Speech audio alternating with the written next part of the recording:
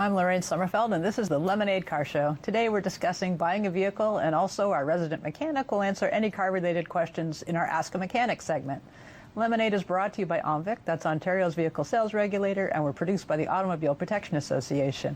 The APA fights for you, the consumer, and provides information and news on all parts of the industry. Visit our website at apa.ca or reach us by phone at 416-204-1444. Joining me today is John Raymond. He's an industry consultant and APA advisor, and Silvina Pica. She's with Mercedes-Benz in Durham. We'll be taking your calls all evening at 888-764-3778. Silvina, it's so nice to have you back. Thank you. It's great to be back. It's been a year and a half. A couple children later. A couple children later. Okay, some of us count by calendars. You count by kids. I do. We missed you, though. I missed you guys, too. Yeah, it does. Actually, I'm really glad you're here tonight. You're with Mercedes, and you're one of their very bestest people I happen to know. I was writing last week about the luxury segment, which has exploded in Canada. And I think what a lot of people don't realize is that the sedan segment has collapsed and is disappearing. Yeah. It's all CUVs and SUVs. Absolutely. And your numbers are crazy. Massive. Mercedes is right up there. Yeah. And this segment didn't even exist. 25 years ago, they sold, I think, 96 vehicles in Canada, and now we're up to 300,000, something like that. Yeah. What are you seeing for people coming in? What are they looking for? Well, you know what? Things have changed quite a bit. Like you said, the last 20 years, life has changed too. People are looking for bigger vehicles, larger vehicles, and you know what? The luxury market's definitely stepped up to the plate and offered something for everyone. So now, you know, we're able to get people into more spacious, larger vehicles, dominating this type of market, and you know, going against our competitors. We're able to kind of get somebody who might have not necessarily considered one of our vehicles. It's a lot more reachable for everyone now. So Mercedes especially has reached across segments. You've come down, like with the C-Class, like you have been really, really aggressive, not you personally, but Mercedes has been very aggressive in going after just about every single segment. Yeah.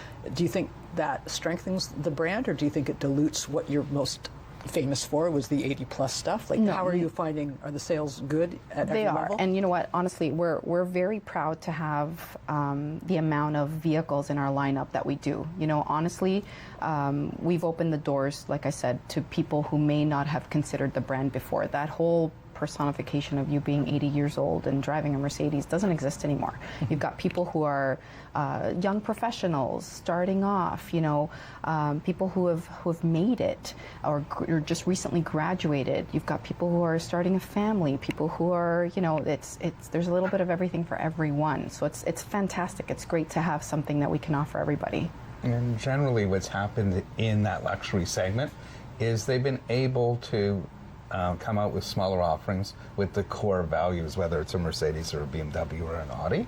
But more importantly, these cars had good resale values traditionally. Mm-hmm. They had intrinsic values, so they were able to offer lease rates because of the residual values and the inherent low level of risk at a lower level. So in truth, where your Camry was the traditional buyer, that kind of thing. That's right.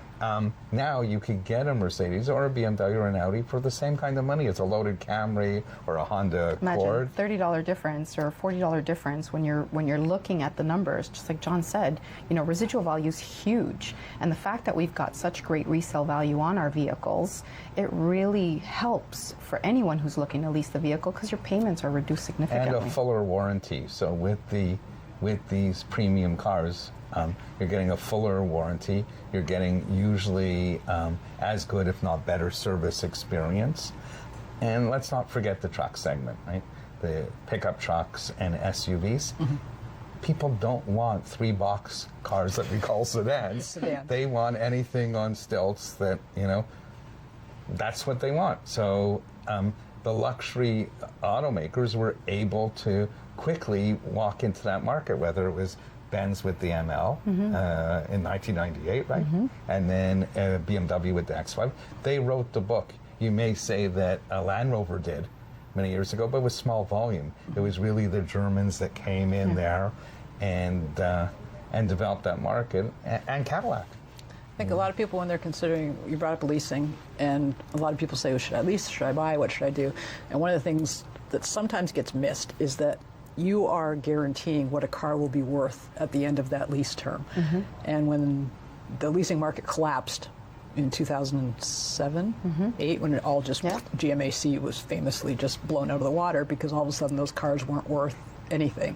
And what they did is when you brought it back in, you had to pay because you had signed, and nobody reads, very few people, my sister reads the fine print, very few people read all the fine print, but you are saying the car will be worth that. So if you're leasing, you can do that in the higher brands because they do have that resale value. Well, that's also where they're putting the incentive money and the risk. But at the APA, we are telling our members and our non-members that if you're interested in a luxury vehicle, lease it first. If you really fall in love with it, yes, you consider purchasing it after your term is up, but in truth, it's probably better to get another one. You have very little downside leasing. The residuals are covered, and exactly like you say, good interest rates, and you don't have to pay for all the maintenance afterwards. But you do have to pay for your maintenance during. How do you talk people into this? You're not renting a car and then tossing the keys back when you go. No, but we're making it a lot easier now. Where some manufacturers might include it into the price of the vehicle, we're giving people peace of mind. Mercedes-Benz in particular, we've offered prepaid service, so prepaid maintenance. You're able to purchase X amount of services depending on what vehicle you're looking at. You prepay for them. So roll it into your financing. You can either roll it into your lease. If you actually roll it in, it's even better because part of it gets residualized. So all of a sudden, you've got 30% to say off the bat savings plus a little bit extra that gets residualized. It's peace of mind ownership for anyone leasing a vehicle. It's imperative to look at a 3 or 4 year term because after the 4 years, that's when you require significantly more maintenance than the first couple of years for sure. And if you are someone who has moved into this segment, if you've moved into the luxury segment, we have to be fair. It's going to cost you more long-term in maintenance. Yes, it will. The residuals are higher and it'll be worth more. But a lot of times I'll have somebody, especially sometimes young buyers, who have gone from a Ford or a GM and they've got a used German car, and all of a sudden they find out an oil change isn't $40.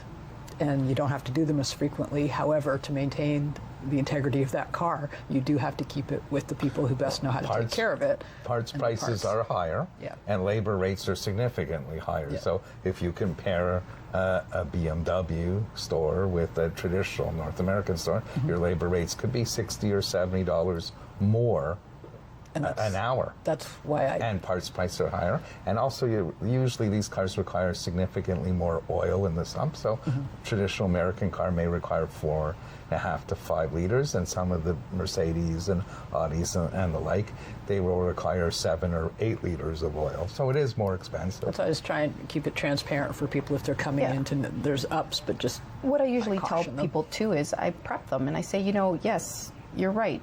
The cost may be a little bit larger. However, with service intervals on the domestic brands where you're doing an oil change every 5 to 7, 8,000 kilometers, on our vehicles for the majority of them, you're doing it once a year every 20,000 kilometers. So yes, the initial and the shock of it is a little bit more expensive, but when you look at the overall cost, it's not that much different. Right? And you're saving a heck of a lot of time not visiting the dealership, too. Actually, one of the really interesting points is insurance rates, because some of these cars have lower insurance rates than your bread and butter cars. Why? Because insurance is measured as risk. And these cars are usually garaged in a better neighborhood and have less accidents, so the insurance rates on these cars are less. And you know what? One thing that's massive too is liability. I mean, the fact that we can brag and say that we're making one of the safest vehicles on the road is a great thing, but it's also a great thing for insurance because insurance rates are really significantly less because people don't get injured in the vehicles. And a lot of the tech and safety features that we saw on Mercedes and in Porsche and BMWs and Volvos have filtered down to the North American brand. So I'm not going to say they're stealing it from you, but a lot of the stuff that used to be just reserved for that, you've made it bulletproof, you've tested it, you've done all this stuff. And so all of us are benefiting from a lot of the engineering that's gone in ahead of time to the higher end brands. Well, that's the other thing that's happened in the industry is that technology has been spread from the least expensive cars to the Yeah. most. The spread isn't as great as it used to be. The Lemonade Car Show, brought to you by OMVIC, Ontario's motor vehicle sales regulator, returns after this short break. When we come back, we'll be taking your calls, 888-764-3778.